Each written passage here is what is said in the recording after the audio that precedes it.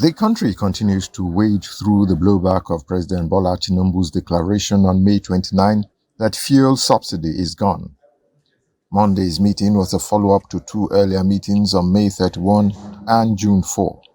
At the end of the meeting, some resolutions were reached, including the establishment of a joint committee to review the proposal for wage increase and the review of the World Bank financed cash transfer scheme to include low-income earners in the program.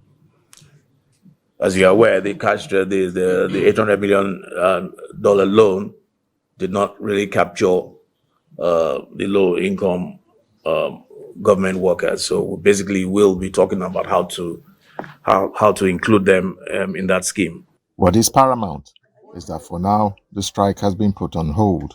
The parties agreed as follows. 1, the NLC is to suspend the notice of strike forthwith to enable further consultations.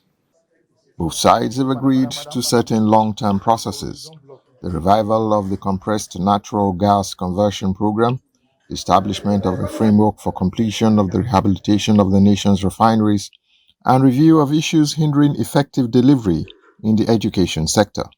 The federal government is also expected to provide a framework for the maintenance of roads and expansion of rail networks across the country.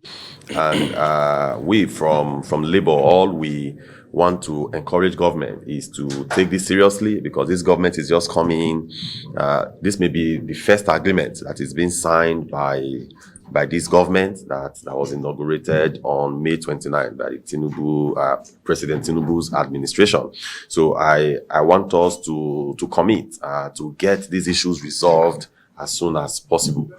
It would seem the demand for the pump price of fuel to return to status quo has been shelved. Labour is even looking at cheaper alternatives of energy. Deposit here can sustain the country for the next 500 years. It's clean energy, eco-friendly, and cheaper.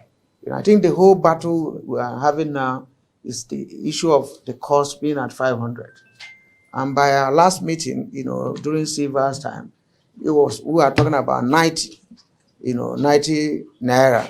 So if this government achieves an option or alternative that is even under 90 or 120 or whatever, I think every one of you will be clapping for them.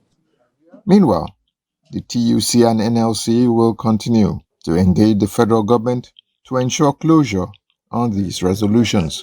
From State House Abuja, Kehinde Amudu, Trust TV News.